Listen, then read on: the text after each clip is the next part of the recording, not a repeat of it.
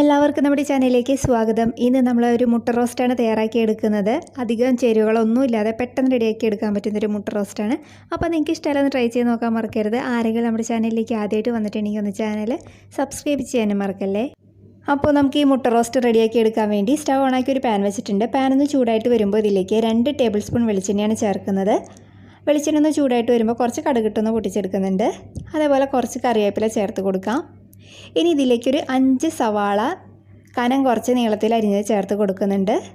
വലിയ സവാളയൊക്കെ ആണെന്നുണ്ടെങ്കിൽ ഒരു 4 എണ്ണം വരെയൊക്കെ ചേർത്താലും മതിയാവും. അപ്പോൾ സവാളയുടെ അളവ് നിങ്ങൾക്ക് എത്ര ക്വാണ്ടിറ്റി വേണോ അതിനനുസരിച്ചിട്ടൊക്കെ എടുക്കുക. ഇതിലേക്ക് നമുക്ക് കുറച്ച് ഉപ്പും കൂടി ചേർത്ത് കൊടുക്കുക. എന്നിട്ട് ഇത് നന്നായിട്ടൊന്ന് വഴറ്റിയെടുക്കാം. അപ്പോൾ ഇത് വെറുതെ അങ്ങോട്ട് വഴന്നു വന്നാൽ പോരാ, ഇതിൻ്റെ കളറൊക്കെ നന്നായിട്ടൊന്ന് ചേഞ്ച് ആയിട്ട് വരണം. നല്ലൊരു ഗോൾഡൻ കളറായിട്ട് വരണം. അതുവരെ നമുക്കിതൊന്ന് വഴറ്റിയെടുക്കാം. അപ്പോൾ ഒരു ലോ ടു മീഡിയം ഫ്ലെയിമിൽ ഇട്ടിട്ടൊന്ന് വഴറ്റിയെടുക്കാം. അപ്പോൾ ഈ സവാള ഒന്ന് നിറം മാറി വരുന്ന ഒരു സമയം മാത്രമേ ഇതിനകത്ത് വേണ്ടൂ. ബാക്കിയെല്ലാം നമുക്ക് പെട്ടെന്ന് ചെയ്തെടുക്കാം. അപ്പോൾ അതവിടെ സവാളയൊക്കെ നന്നായിട്ട് വാടി വന്നിട്ടുണ്ട്. കരിഞ്ഞൊന്നും പോയിട്ടില്ല, നല്ലൊരു കളറായിട്ട് വന്നിട്ടുണ്ട്.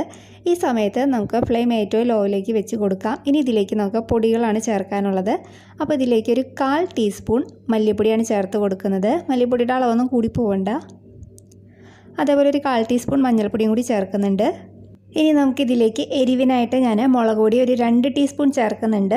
ഞാനിപ്പോൾ ഇവിടെ എടുത്തിരിക്കുന്നത് കാശ്മീരി റെഡ് ചില്ലി പൗഡർ ആയതുകൊണ്ട് അധികം എരിവ് ഉണ്ടാകത്തില്ല. അപ്പോൾ നിങ്ങളുടെ കയ്യിലുള്ള മുളക് പൊടിയുടെ എരിവ് അനുസരിച്ചിട്ട് ചേർത്ത് കൊടുത്താൽ മതി. പിന്നെ നമുക്കിതിലേക്കൊരു 1/2 ടീസ്പൂൺ കുരുമുളക് പൊടിച്ചതാണ് ചേർത്ത് കൊടുക്കുന്നത്. അതേപോലെ ഒരു 1/2 ടീസ്പൂൺ ചിക്കൻ മസാലയാണ് ചേർത്ത് കൊടുക്കുന്നത് കേട്ടോ. അപ്പോൾ ഇത് നിങ്ങളുടെ കയ്യിലില്ലാന്നുണ്ടെങ്കിൽ ഇതിന് പകരം ഗരം മസാലയിലും ചേർത്ത് കൊടുക്കാം. ഇനി നമുക്കിത് നന്നായിട്ടൊന്ന് വഴറ്റിയെടുക്കാം. പൊടികളുടെ പച്ചമണമൊക്കെ നന്നായിട്ട് മാറി വരണം. അതുവരെ നമുക്കിതൊന്ന് വഴറ്റിയെടുക്കാം. അപ്പോൾ അതവിടെ പൊടികളുടെ പച്ചമണമൊക്കെ നന്നായിട്ട് മാറി വന്നിട്ടുണ്ട്. ഈ സമയത്ത് നമുക്കിതിലേക്കൊരു 1/2 കപ്പ് പച്ചവെള്ളം ചേർത്ത് കൊടുക്കാം. എന്നിട്ട് നന്നായിട്ടൊന്ന് തിളപ്പിച്ചെടുക്കാം. അപ്പോൾ നന്നായിട്ട് ഇവിടെ ഒന്ന് തിളച്ച് വന്നിട്ടുണ്ട്. ഈ സമയത്ത് നമ്മൾ പുഴുങ്ങി വെച്ചിരിക്കുന്ന മുട്ടകൾ ചേർത്ത് കൊടുക്കുക. ഞാനൊരു 4 കോഴിമുട്ടയാണ് പുഴുങ്ങിയെടുത്ത് ഒന്ന് വരഞ്ഞ് വെച്ചിട്ടുണ്ടായിരുന്നു. അപ്പോൾ അത് ചേർത്ത് കൊടുക്കുന്നുണ്ട്. എന്നിട്ട് നന്നായിട്ടൊന്ന് മിക്സ് ചെയ്ത് കൊടുക്കാം. നിങ്ങൾക്ക് ഈ സമയത്തൊക്കെ വേണമെന്നുണ്ടെങ്കിൽ ഇതിലേക്ക് വേപ്പിലൊക്കെ ചേർക്കാം.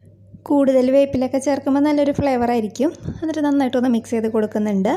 ഇനി ഇതിലേക്കൊരു 1/4 ടീസ്പൂൺ പെരിഞ്ജീരകം പൊടിച്ചതാണ് ചേർക്കുന്നത്. അത് ഓപ്ഷനിലാണ്, വേണമെന്നുണ്ടെങ്കിൽ മാത്രം ചേർത്താൽ മതി. ഇത് ചേർക്കുമ്പോൾ നല്ലൊരു ഫ്ലേവർ ഉണ്ടാവും.